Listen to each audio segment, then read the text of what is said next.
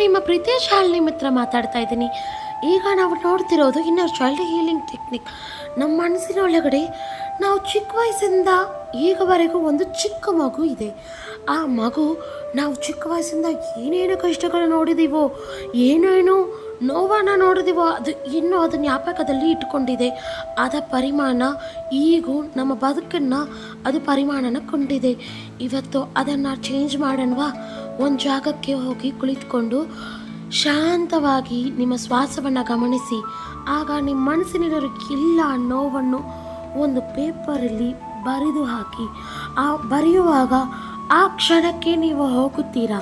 ಆ ಕ್ಷಣದ ನೋವು ಎಲ್ಲವೂ, ಆ ಕ್ಷಣದ ಎಲ್ಲ ನೋವು ನಿಮ್ಮ ಮನಸ್ಸಿಗೂ ನಿಮ್ಮ ಕಣ್ಣು ಮುಂದೆ ಬರುತ್ತೆ. ಆದರೂ ಪರವಾಗಿಲ್ಲ, ಈ ಒಂದು ಕ್ಷಣ ಹೊರಗೆ ಬಂದಿಲ್ಲ ಅಂದರೆ ಯಾವತ್ತೂ ನೀವು ಹೊರಗೆ ಬರೋದಕ್ಕಾಗಲ್ಲ.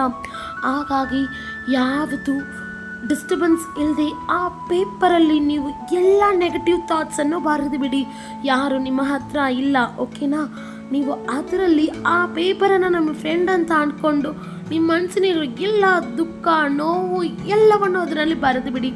ಆದಮೇಲೆ ನಿಮ್ಮ ದೇವರನ್ನ ಅಥವಾ ಪ್ರಪಂಚದನ್ನು ಬೇಡಿಕೊಳ್ಳಿ.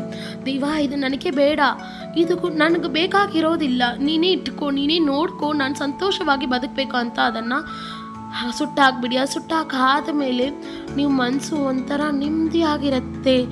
ಆ ನೆಮ್ಮದಿಯಲ್ಲಿ ನೀವು ನಿಮ್ಮ ದೇವರಿಗೆ ಧನ್ಯವಾದಗಳನ್ನು ಹೇಳಿ, ದೇವ, ಈ ಸಂತೋಷ ಸುಂದರ ಬದುಕನ್ನು ಕೊಟ್ಟಿದ್ದಕ್ಕೆ ತುಂಬ ತುಂಬ ಧನ್ಯವಾದಗಳು. ನಾನು ನನ್ನ ಮನಸ್ಸಲ್ಲಿರೋ ಚಿಕ್ಕ ಮಗುನು ತುಂಬ ಸಂತೋಷದಿಂದ ನೀವು ತೋರಿಸೋ ದಾರಿಯಲ್ಲಿ ಬದುಕುತ್ತೀವಿ ಅಂತ ಹೇಳಿಬಿಡಿ. ನೀವು ಈ ಟೆಕ್ನಿಕನ್ನು 3 ಟೈಮ್ಸ್ ವೀಕಲ್ಲಿ ಮಾಡಿ.